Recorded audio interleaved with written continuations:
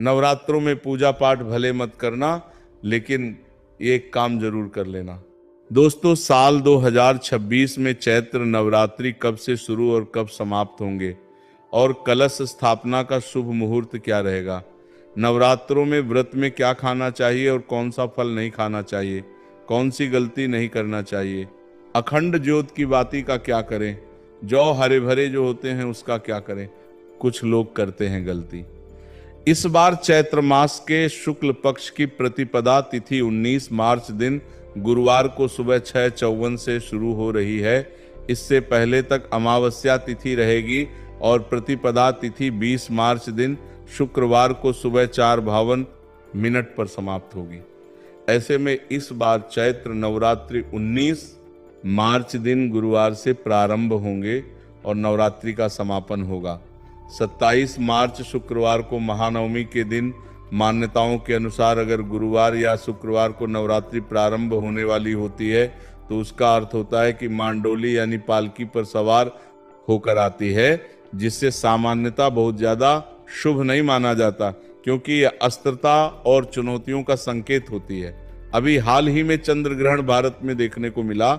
जब जब भारत में चंद्र ग्रहण पड़ता है तो आंधी, तूफान, वर्षा, बाढ़ जैसे हालात बढ़ते हैं। तो माता का पालकी पर सवार होना एक चिंता का विषय हो सकता है। अगर आप माता रानी के सच्चे भक्त हैं तो माँ आपकी रक्षा स्वयं करने आएंगी। बस धैर्य रखें और माँ की सच्ची भक्ति करते रहें, दिन रात माँ की सेवा में लगे रहें। माँ आपको आंधी तूफान से क्या, जिंदगी मौत से जब आप लड़ रहे होंगे तो स्वयं बचाने आएगी। इसलिए इस बार माता पालकी पर ही सवार होकर आएंगी, क्योंकि गुरुवार के दिन से नवरात्रि प्रारंभ हो रहे हैं, शुक्रवार के दिन महानवमी है। इस बार माता हाथी पर सवार होकर अपने लोक वापस लौटेंगी और धार्मिक मान्यताओं के अनुसार हाथी पर विदा हो रहे हैं, माता पालकी पर हो रहे हैं। ओना बहुत ही शुभ संकेत माना जाता है। इसलिए भक्त इन 9 दिनों में माता रानी को प्रसन्न करने के लिए सामर्थ्य हो तो उपवास रखें, नहीं तो सच्चे मन से पूजा अवश्य करें।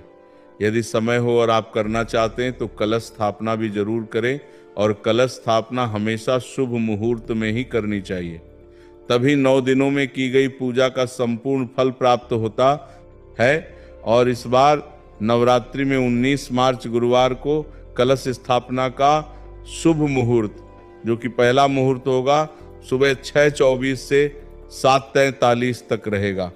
भक्तों, ध्यान रखिएगा कि इसी मुहूर्त में आपको कलश स्थापना करनी है, क्योंकि इससे पहले तक अमावस्या तिथि रहेगी। अगर आप इस समय कलश स्थापना नहीं कर पाते हैं तो फिर दूसरा मुहूर्त रहेगा, जो कि अभिजीत मुहूर्त रहेगा। दोपहर 12, 10 से 12, 18 तक अभिजीत मुहूर्त में भी कलश स्थापना करना बहुत शुभ माना जाता है। चैत्र शुक्ल पक्ष की प्रतिपदा तिथि को ब्रह्मा जी ने सृष्टि का निर्माण किया था और इस दिन मां दुर्गा का प्राकट्य हुआ भी मानते हैं। इसलिए चैत्र शुक्ल प्रतिपदा से ही हिंदू नववर्ष का भी प्रारंभ होता है। तो आप सभी को हिंदू नववर्ष की और चैत्र नवरात्रि की भी बहुत बहुत शुभकामनाएं। नवरात्रि के 9 दिनों में मां भगवती के इन 9 रूपों की क्रमशः पूजा की जाती है, जिसमें मां शैलपुत्री, मां ब्रह्मचारिणी, मां चंद्रघंटा, मां कुष्मांडा, मां स्कंद माता, मां कात्यायनी, मां कालरात्रि, मां महागौरी और मां सिद्धरात्रि की आराधना की जाती है। और इन 9 दिनों में मां को 9 अलग अलग विशेष प्रकार के भोग अर्पित किए जाते हैं। दोस्तों, 2026 कन्या पूजन का शुभ मुहूर्त चैत्र नवरात्रि में कन्या पूजन किस दिन करें, आइए ये भी जानते हैं। कन्या पूजन अष्टमी 26 मार्च, कन्या पूजन नवमी 27 मार्च। कन्या को भोजन खिलाने का समय 2026 कन्या यदि सो रही हो, यदि वो पहला निवाला आपके घर का खाए तो समझो आपका व्रत संपूर्ण हो गया। कन्या पहले भोजन, पहला निवाला जिस घर का खाती है, समझो अब आपके दिन बदलने वाले हैं, माता की कृपा बरसेगी। कन्या पूजन में कन्याओं को भोजन खिलाने का समय ब्रह्म मुहूर्त में सुबह 4:01 से सुबह 6:54 तक शुभ मुहूर्त है। इसके बाद कन्याओं को भोजन करने का शुभ मुहूर्त सुबह 8:00 बजे से 21 से और 10:50 तक रहेगा। यदि आप कन्या पूजन कर सकें तो मुहूर्त में कर सकें तो बहुत ही शुभ माना जाता है। दोस्तों, अब जानते हैं नवरात्रों में क्या खाना चाहिए, व्रत में क्या पीना चाहिए और कौन सी गलती नहीं करना चाहिए। नवरात्रों में हरे भरे जौ का क्या करें, अखंड ज्योत की बाती का क्या करें, संपूर्ण जानकारी वीडियो में है। तो माता का जयकारा लगाते हुए वीडियो को लाइक करते हुए शुरू करते हैं। देखिए, माता की सेवा में आपको बिल्कुल भी कंजूसी नहीं करनी है। दिल खोलकर माता रानी की सेवा करें, जितना हो सके माँ को प्रसन्न करने में लग जाएं। साल भर के इस त्योहार में माता धरती पर आती है और उसी पर कृपा दृष्टि बनाती है। जो माता को सच्चे हृदय से प्रसन्न करता है उसे रंक से राजा बनाकर ही जाती है। फिर चाहे वह राजा हो या भिखारी, माँ की नजरों में वह सबसे बड़ा है जिसकी भक्ति में प्रेम, आस्था और माँ के प्रति सच्ची लगन हो। इसीलिए माँ की भक्ति में आनाकानी ना करें। दोस्तों, एक बार सच्चे हृदय से कमेंट बॉक्स में लिखें जय माता दी, और हमारे YouTube चैनल को सब्सक्राइब करके बेल आइकन जरूर दबाइएगा और कमेंट बॉक्स में अपनी राशि भी डाल दीजिएगा। यदि आपकी राशि के अनुसार हमारे पास कोई उपाय होगा तो हम आपके कमेंट में बता देंगे। दोस्तों, सबसे पहली बात, नवरात्रि में हम एक मिट्टी के प्याले में रेत और जौ भरते हैं ताकि हमारे घर में सुख शांति बनी रहे और माता प्रसन्न हो जाए। जौ जब हरे भरे होते हैं तो घर में हरियाली आती है और सुख समृद्धि की प्राप्ति होती है। जब जौ हरे भरे होते हैं तो समस्त देवी देवता खुशियां मनाते हैं और घर की उन्नति के लिए कामनाएं करते हैं, आशीर्वाद देते हैं। हरे भरे जौ में साक्षात माता रानी अपने 9 स्वरूपों के साथ खेलती है और घर में सुखों की बारिश होती है तथा धन की बारिश होती है। और जिस घर में जौ के अंदर से हरियाली नहीं आती है तो उस घर में पहले ही पता चल जाता है कि अब आपके घर में गरीबी आने वाली है तथा परेशानियां आने वाली है, क्योंकि आपने पूजा पाठ में कोई ऐसी गलती कर दी होगी जिसके कारण जौ में हरियाली नहीं आ पाई। देखिए, आपको बता दें, हैरानी वाली बात तो है, बिना पानी के मिट्टी में जौ डालते ही उग जाते हैं, वो भी बिना देखभाल करे हरियाली उसमें निकल आती है। लेकिन जब हम कलश स्थापना करते हैं और जौ बोते हैं तो ये बहुत ही सोचने समझने वाली बात है कि आपकी देख रेख भी जौ नहीं उगते, जबकि आपने पानी बराबर डाला, परिवार ने अच्छे से देखभाल की, फिर भी ऐसा होने के बाद जब उसमें जौ नहीं निकले तथा हरियाली ना उगे तो समझ ले साक्षात माता रानी आपसे नाराज है, क्रोधित हो चुकी है। माता रानी अपनी संतान को सदैव माफ कर देती है। आप सच्चे हृदय से माता रानी से माफी मांग लें। माता करुणामय है और अपने भक्तों को, अपने बेटों को, अपने लाल को वह सदैव माफ करती है। जौ में कम हरियाली आना मतलब घर में धीरे धीरे खुशियों का वास होगा और ज्यादा हरियाली आने पर धन की वर्षा होगी। तेजी से व्यापार दिन दुगनी रात चौगुनी बढ़ेगा। कई लोग जौ में रोज पानी डालते हैं, जबकि इसमें पानी नहीं डाला जाता बल्कि पानी का छींटा मारा जाता है, इसीलिए जो सड़ जाते हैं, खराब हो जाते हैं। ऐसा ना करें और इसी कारण हरियाली नहीं आती है, ज्यादा पानी डालने से ये खराब हो जाते हैं। दोस्तों, जौ के घर में हरे भरे हो जाए तब इसमें चांदी का सिक्का या 1 का सिक्का जरूर डालें। सिक्का डालने से माता रानी प्रसन्न होती है और आपके घर में धन का आगमन होना शुरू हो जाता है। दोस्तों, नवरात्रि समाप्त होने के बाद हरे भरे जौ का क्या करें, आइए जानते हैं हमारे YouTube चैनल के माध्यम से। पहली बात तो ये कि इसमें जो आपने 1 का सिक्का डाला है उसे आप अपने धन रखने के स्थान पर रख लें, इससे धन में बढ़ोतरी होती है। दोस्तों, और अंत में नवरात्रि समाप्त होने के बाद इन जौ में से थोड़े पत्ते माता रानी के प्रसाद के स्वरूप में पूरे परिवार को खिलाएं। इसके पत्ते खाना बहुत ही शुभ और मंगलकारी माना जाता है। इसे जो भी खाता है वो जल्दी बीमार नहीं पड़ता। और बाकी आप इन जौ को गंगा में विसर्जित कर दें या नदी की धारा में छोड़ दें, इससे आपका व्रत संपूर्ण और सफल हो जाएगा। दोस्तों, कई लोग अपने घर में अखंड ज्योत जलाते हैं और जो उसकी बाती होती है उसे कई लोग इधर उधर फेंक देते हैं या अपने घर में संभाल कर रख लेते हैं या फिर पानी में डाल देते हैं। जबकि इससे आपको कोई फायदा नहीं होता। जो अखंड ज्योति होती है उसे आप मामूली ना समझे, ये बुझने के बाद भी जागृत अवस्था में होती है। इसमें साक्षात माता दुर्गा का वास होता है। ये चैतन्य अवस्था में जागृत होती है। दोस्तों, नवरात्रि समाप्त होने के बाद इसके बचे हुए तेल को आप बच्चों की मालिश करने के लिए रखें और आप भी इससे मालिश करें। इससे आपकी सभी बीमारी दूर हो जाएगी और आपके ऊपर सकारात्मकता का संचार होगा। और साथ ही साथ जो अखंड ज्योति की बातें होती है उसे आप अपने बाजू में बांध लें। ऐसा करने से आपको धनी होने से कोई नहीं रोक सकता। बच्चे बड़े सभी बांध सकते हैं। इसको बड़ा करने के लिए इसमें आप कलावा बांध सकते हैं। दोस्तों, नवरात्रि में जब कलश स्थापना की जाती है तो कलश के नीचे चावल जरूर रखे जाते हैं और कलश के ऊपर एक नारियल भी जरूर रखा जाता है। ऐसे में हम इन दोनों चीज़ों का क्या करें, आइए जानते हैं।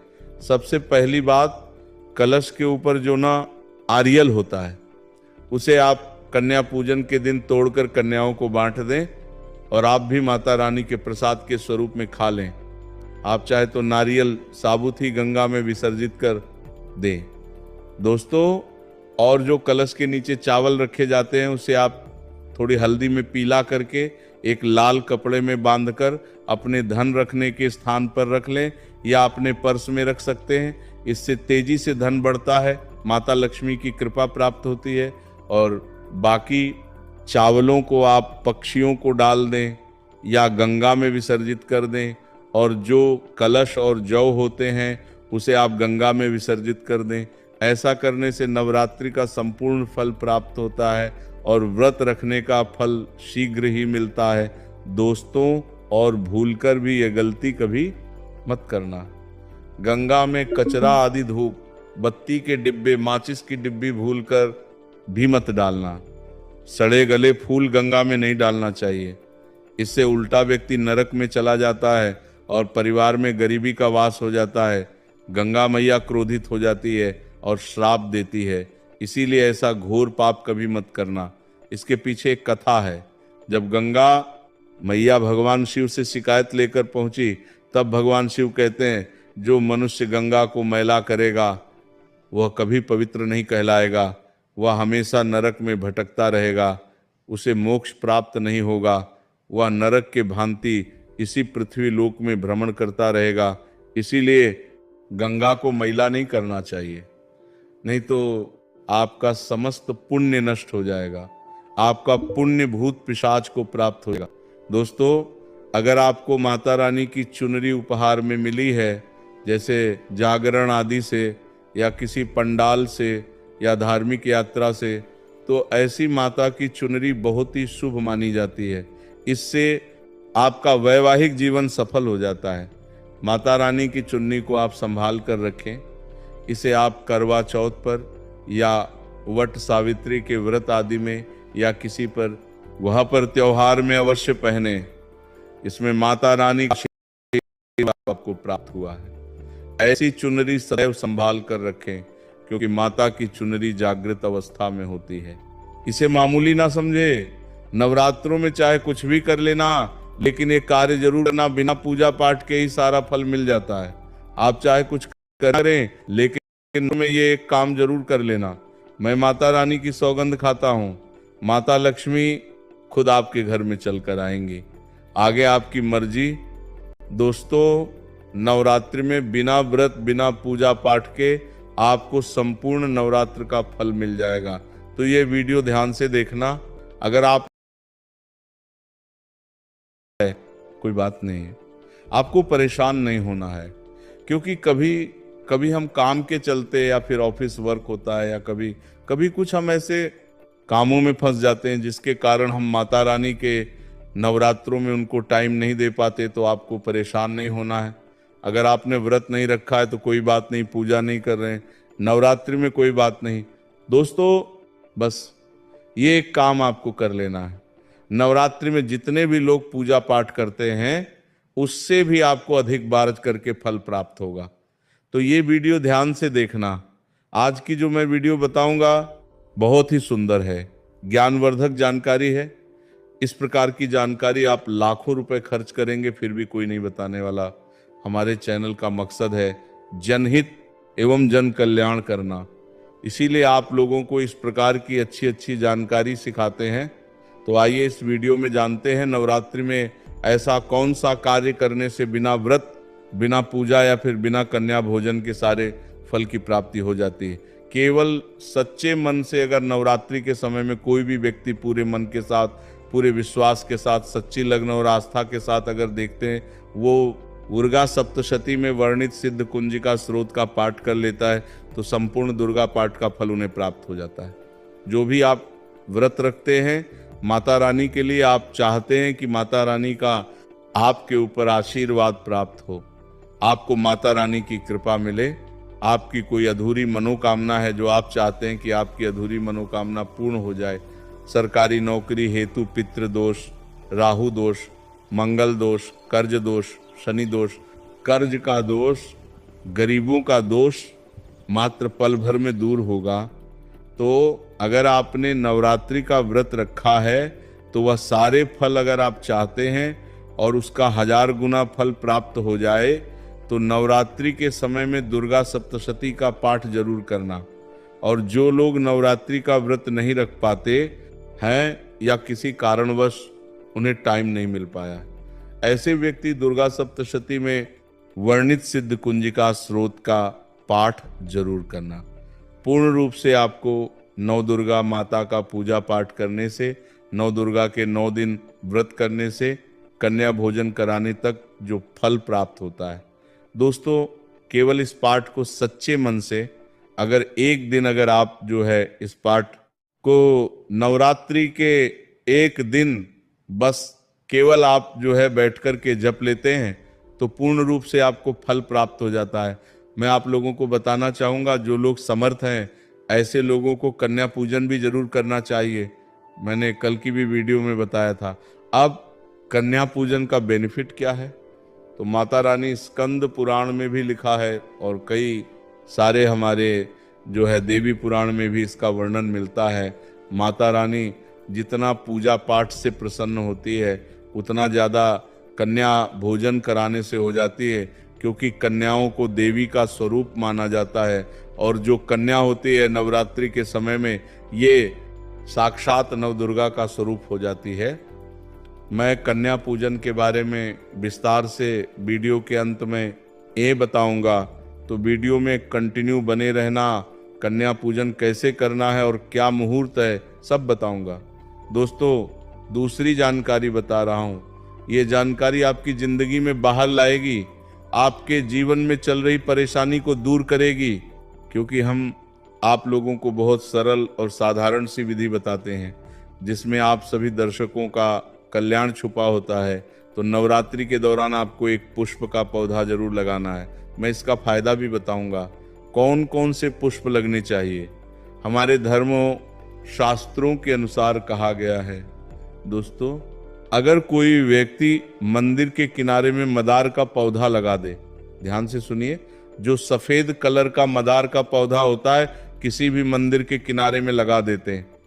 ये पुष्प वहां पर उपस्थित जो देवी देवता हैं जो मंदिर वास करते हैं, जैसे शिव मंदिर है, शिव मंदिर में मदर का पौधा लगाते हैं, तो इसका एक पुष्प अगर कोई भी व्यक्ति चढ़ा दे शिव मंदिर में तो आपको एक स्वर्ण दान के बराबर पुण्य की प्राप्ति होती है। तो मदार का पौधा लगाने से इसमें जो फूल खिलेंगे वो जाकर के देवी देवताओं को चढ़ाए जाएंगे, तो उसका आपको पुण्य की प्राप्ति होगी। जो व्यक्ति चढ़ा रहा है उसको आधा फल मिलेगा और आधा फल आपको प्राप्त होना शुरू हो जाएगा। तो मदार का पौधा अगर कोई भी व्यक्ति नवरात्रि के समय में किसी भी शिव मंदिर के या माता रानी का मंदिर में या उनके समीप में जाकर के लगते हैं तो अक्षत पुण्य की प्राप्ति होती है ना। इसमें आपको व्रत करना है ना, पूजा पाठ करने की जरूरत है। बस आप जो है कोई भी फूलों का पौधा लगा सकते हैं। इस श्रेणी में आते हैं जैसे मदार का पौधा, सदाबहार का पौधा।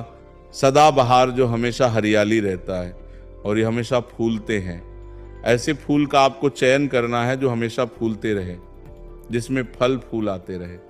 तीसरे नंबर पर आता है कनेर का पौधा, जो कनेर का पौधा है ये देवी माँ का श्रृंगार कहा गया है। कनेर के पौधे से अगर कोई भी व्यक्ति, कनेर का पौधा सफेद कलर का अगर कनेर है तो फिर इसे अति उत्तम माना जाता है। कनेर के पौधे को पार्वती का स्वरूप कहा गया है धर्म शास्त्रों में। तो कनेर का पौधा चढ़ाने से माता रानी बहुत प्रसन्न होती है और गोदान के बराबर हमें फल की प्राप्ति होती है। आप चाहते हो तो गुड़हल का पौधा लगा सकते हैं। दोस्तों, मंदिर के किनारे में, देवी मंदिर के किनारे में अगर कोई भी व्यक्ति गुड़हल का फूल का पौधा लगता है तो हमारे धर्म शास्त्रों में ऐसा कहा गया है, गुड़हल के वृक्ष पर साक्षात माँ जगदम्बा का वास होता है। जी हाँ, ये मैं कोई हवा में हवाई बात नहीं कर रहा हूँ, प्रमाणित बात कर रहा हूँ। धर्म शास्त्रों में भी लिखा है। आप माता रानी को 56 भोग लगाएं या ना लगाएं, कोई श्रृंगार का सामान चढ़ाए या ना चढ़ाए, इससे कोई फर्क नहीं पड़ता। लेकिन अगर कोई भी व्यक्ति नवरात्रि के समय में गुड़हल का पुष्प माता रानी को सच्चे मन से अगर माला पिरो के 21 की संख्या में या 11 की संख्या में चढ़ा दी जाए तो उस व्यक्ति की वो मनोकामना पूर्ण होने से साक्षात ब्रह्मा भी नहीं रोक पाते हैं। नहीं, गुड़हल का फूल माता रानी को चढ़ाने से, नवरात्रि में आपने पूजा पाठ व्रत रखते हैं, पूजा पाठ कर रहे हैं, कोई बात नहीं। अगर आप व्रत नहीं कर पा रहे हैं, पूजा पाठ में टाइम नहीं दे पा रहे हैं, तो गुड़हल का फूल माता रानी को नवरात्रि के किसी भी एक दिन 21 फूलों की माला पिरो करके माला बना के माता को चढ़ा देना, संपूर्ण व्रत का फल मिल जाएगा। आपने नवरात्रि का व्रत रखा हो या ना रखा हो, इससे कोई फर्क नहीं पड़ता। बस गुड़हल का फूल माता रानी को चढ़ा देना।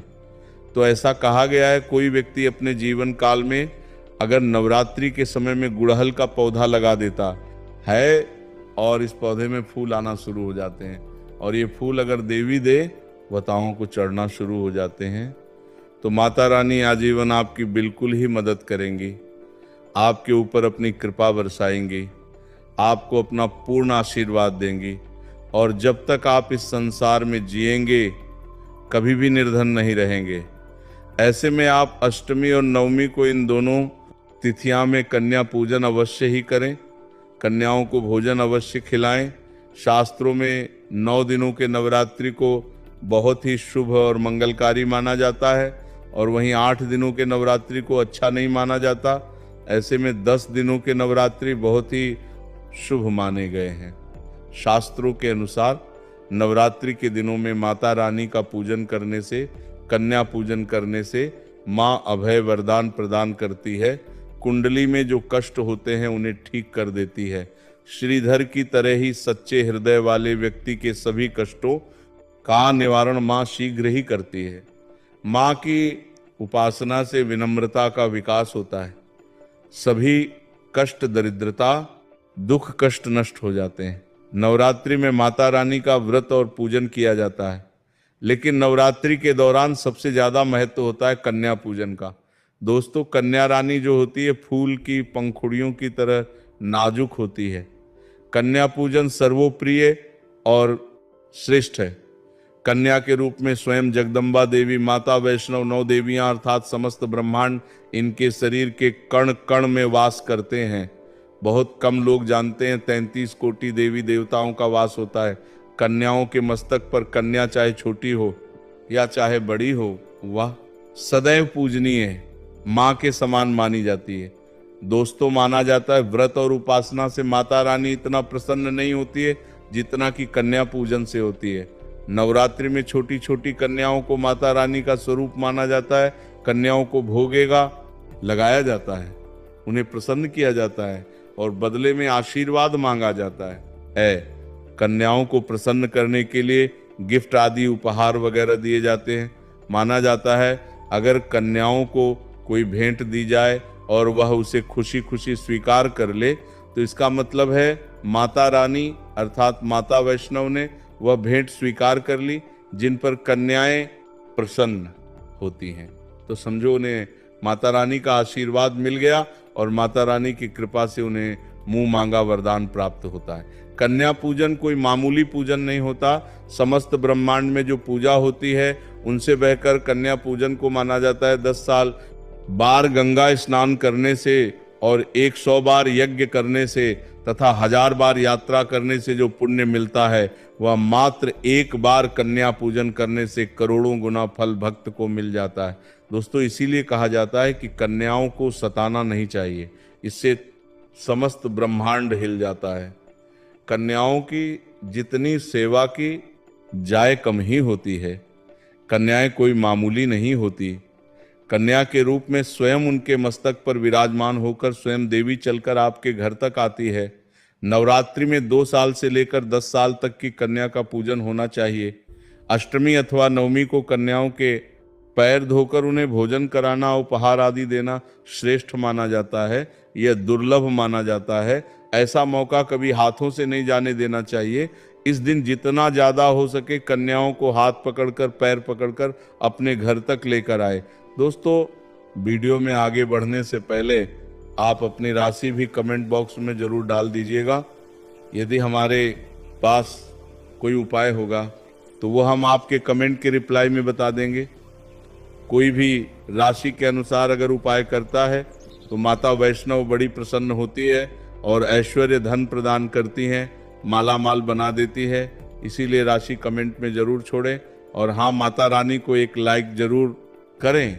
लाइक करने में कंजूसी ना करें। दोस्तों, कैसे करें कन्याओं का स्वागत? कन्या जब आपके घर आए तब सभी के पैरों को दूध और पानी से उनके पैरों को धुलना चाहिए। खासकर मर्दों को कन्याओं के पैर अवश्य धोने चाहिए। इससे मैया वैष्णव प्रसन्न होती है। दोस्तों, फिर उसके बाद कन्याओं को किसी साफ जगह पर जमीन पर कपड़ा बिछाकर बैठाना चाहिए। उनके माथे पर अक्षत, फूल और कुमकुम लगाना चाहिए। फिर उसके बाद भोजन ग्रहण करवाना चाहिए। लेकिन हमेशा याद रहे, कन्याओं की थाली में 3 पूरियां कभी ना रखें। इसे शुभ नहीं, घोर अशुभ माना जाता है। 3 पूरियां तथा 3 रोटियां मरने वाले व्यक्ति के लिए निकाली जाती है और जेल में कैदियों के लिए दी जाती है। ऐसे में कन्याओं को उनकी थाली में 3 पूरी कभी ना दें, लेकिन 12 करके पूरियां दे सकते हैं। इससे 3 संख्या बढ़ जाती है और दोष भी नहीं लगता। दोस्तों, कन्याओं को खाना खिलाने के बाद अंतिम में कन्याओं के सर पर लाल चुनरी उड़ना चाहिए और भोजन में आपको खीर, पूरी, हलवा, चना तथा आलू की सब्जी, छोले वगैरह की सब्जी खिलानी चाहिए। पनीर आदि भी खिलाया जा सकता है। वैसे माता रानी का प्रिय भोजन खीर, हलवा, पूरी और छोले आदि ही है। लेकिन भूल से भी लहसुन और प्याज का इस्तेमाल कभी ना करें, अन्यथा अनर्थ हो जाएगा। अक्सर कई लोग कन्याओं को कुरकुरे का पैकेट, चिप्स वगैरह का पैकेट खिलाते हैं, जो कि घोर अनर्थ माना जाता है, क्योंकि इसमें लहसुन प्याज का इस्तेमाल होता है, जिसके कारण आपका व्रत खंडित हो सकता है। मां दुर्गा क्रोधित हो सकती है। जहां आपने 9 दिनों तक लहसुन प्याज का परहेज किया, लेकिन आपकी एक गलती पूरे व्रत को खंडित कर सकती है। इतना भी नादान नहीं बनना चाहिए कि माता रानी रुष्ट हो जाए और कन्याओं को भी अशुद्ध होना पड़े। कन्याओं को डब्बा बंद कोई भी ऐसी चीज ना खिलाए जिसमें लहसुन प्याज होता है। कई चीज तो ऐसी होती है मार्केट में जिसके अंदर लहसुन प्याज का इस्तेमाल होता है। ऐसा आप कभी मत करना। दोस्तों, कई लोग कन्या पूजन में खाना घर पर नहीं बनाते और मार्केट से रेडीमेड लाकर ही खिलते हैं तथा दही जलेबी भी खिलाते हैं, जो कि शुभ नहीं माना जाता। दोस्तों, ऐसा खाना वो लोग खिलाते हैं जिनके घर में मान लीजिए कोई दुर्घटना आदि हो गई है, या घर में कोई बीमार है या कोई मुसीबत है, तब वो ऐसा करते हैं। लेकिन अगर आप स्वस्थ हैं, आपको कोई पीड़ा नहीं है, तो ऐसा भूलकर भी नहीं करना चाहिए। माता रानी दही जलेबी नहीं, आपके हाथों का बना भोजन खाना चाहती है, आपका प्यार चाहती है। फिर चाहे आप घर में एक ही पूरी क्यों ना बनाएं, माता के लिए आप स्वयं ही अपने हाथों से माता रानी को भोजन खिलाएं। देखिए, भले ही आप दही जलेबी खिला सकते हैं, परंतु माता को घर का बना हुआ शुद्ध भोजन ही अति प्रिय है। खासकर नवरात्रों के दौरान घर में पक्का खाना अवश्य बनाना चाहिए। माता रानी बहुत प्रसन्न होती हैं।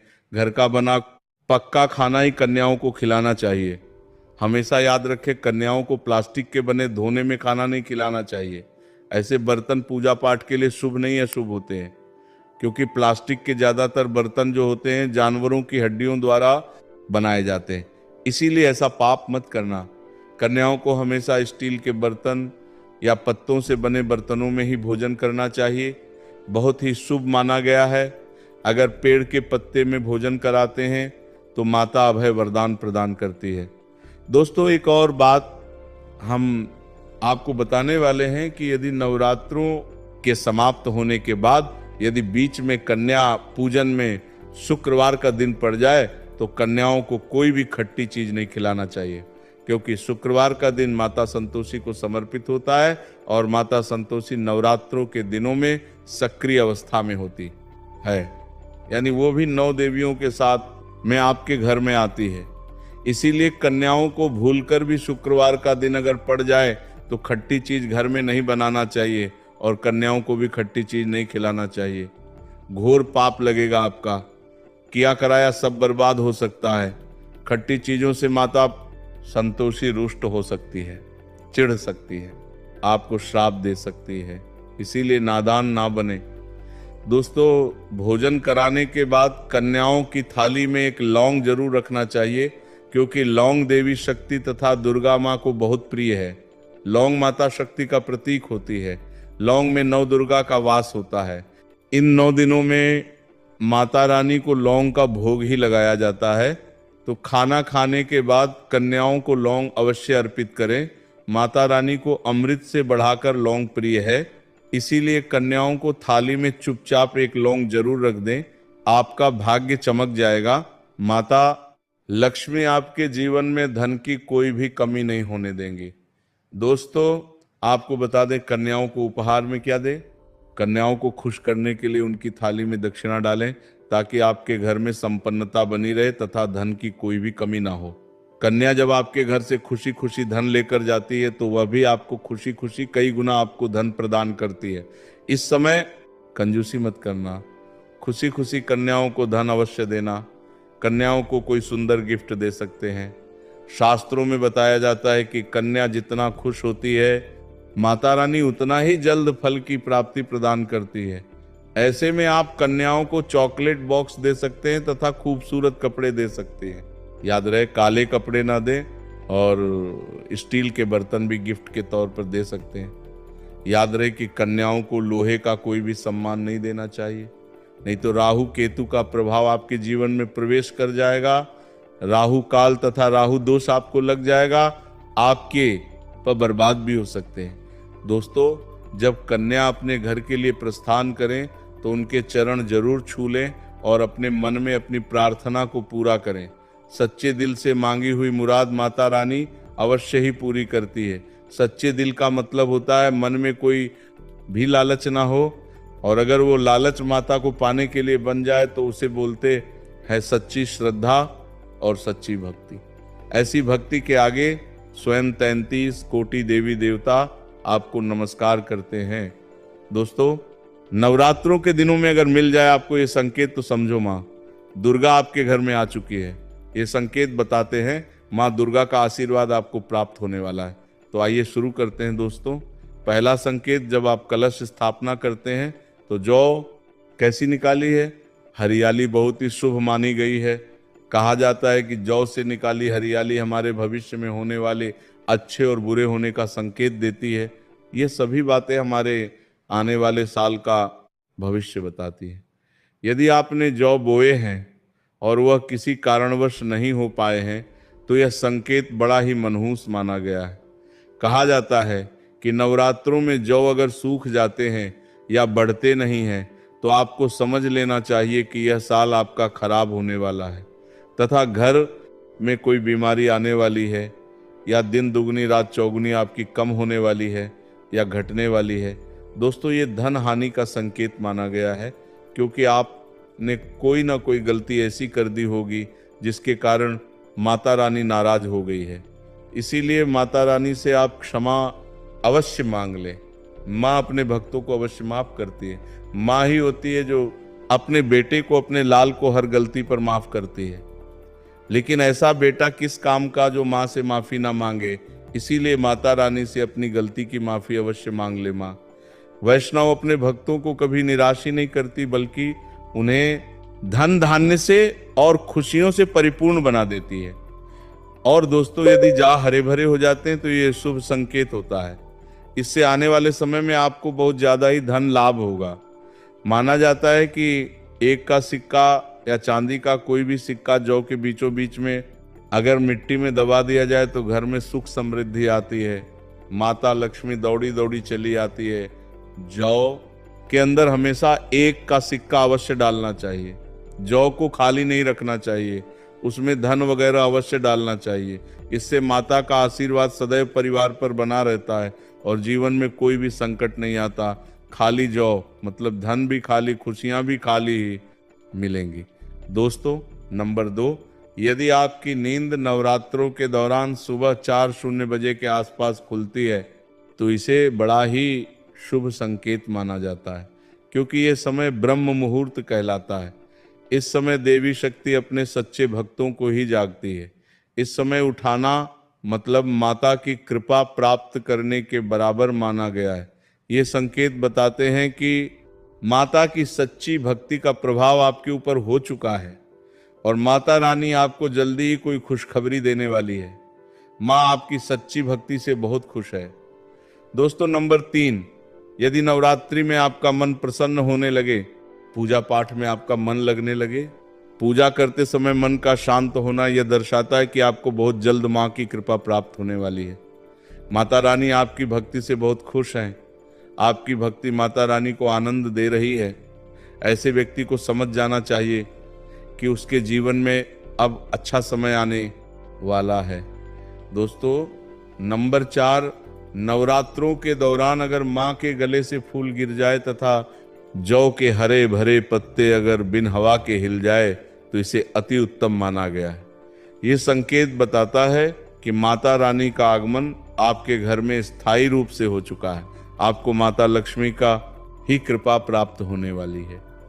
ये संकेत कुछ खास लोगों को ही दिखाई देते हैं। माना जाता है कि पूजा करते समय अगर धुआं अधिक बन जाए तो इससे ये पता चलता है कि आपके घर से गरीबी हमेशा हमेशा के लिए जाने वाली है। भूत प्रेत आत्माएं अब आपके घर से हमेशा के लिए जाने वाले हैं। पूजा करते समय धुएं का अधिक होना बहुत ही शुभ और मंगलकारी माना गया है। ये संकेत भविष्य में अच्छे परिणाम को दर्शाते हैं। दोस्तों, नंबर 5, द्वार पर गाय का आना। वेदों में बताया जाता है कि नवरात्रि के दौरान गाय माता का घर में आना बड़ा ही शुभ संकेत माना गया है। नवरात्रि में द्वार पर गाय का आना अत्यंत शुभ है। यदि आपके भी द्वार पर गाय आती है तो गाय के माथे पर कुमकुम लगाना ना भूलें तथा गाय को रोटी जरूर खिलाएं। इससे महादुर्गा अत्यंत प्रसन्न होंगी और आपकी झोली खुशियों से भर देंगे। द्वार पर गाय का बार बार आना भी जीवन में आने वाले अच्छे संकेतों की ओर इशारा करता है। दोस्तों, नंबर 6, सपने में शेर का दिखाई देना। अगर आपके सपनों में माँ दुर्गा दिखाई देती है, अर्थात कोई भी देवी अगर आपके सपनों में दिखाई देती है तो बड़ा ही शुभ माना गया है। नवरात्रों के पावन अवसर पर माता के दर्शन किसी खास भक्तों को ही होते हैं। यह सपने कभी किसी को शेयर मत करना। यदि माता की सवारी तथा शेर रात्रि में सपने में बार बार दिखाई देता है तो माँ दुर्गा आपसे प्रसन्न है। ये संकेत बताते हैं कि जल्द ही आपकी कोई मनोकामना अवश्य पूर्ण होगी और आपके शत्रुओं का नाश हो जाएगा। शत्रु आपके नाम से ही थर थर कांपने लगेगा। माँ दुर्गा का वाहन शेर है, इसीलिए नवरात्रि में शेर का दिखाई देना अत्यंत शुभ संकेत होता है। दोस्तों, नंबर 7, यदि कोई छोटी कन्या आपको सुबह सुबह लाल वस्त्र धारण किए हुए दिखाई देती है तो आपने साक्षात माँ दुर्गा के दर्शन किए हैं। यदि नवरात्रों में सबसे पहले आपके घर में कन्याओं का आगमन हो जाए तो समझो आपको दुनिया की कोई भी शक्ति, ब्रह्मांड की कोई भी शक्ति आपको करोड़पति होने से नहीं रोक सकती। आपके जीवन में, आपके घर में माता लक्ष्मी का आगमन होने वाला है। आप दिन दुगनी रात चौगुनी तरक्की करेंगे। अब आप खुशियां बनाइए और मिठाइयां बांटें। ऐसे में कन्याओं को भरपूर तरीके से खुश रखें और उनका आगमन दूध से चरण धुलाकर करें। कोई भी कंजूसी ना करें। दोस्तों, माता रानी आपको ये संकेत दे रही है कि अब आपका बुरा समय समाप्त हो चुका है। अब जीवन में सुख समृद्धि के द्वार खुल जाएंगे। तो कमेंट बॉक्स में लिखें जय माता दी।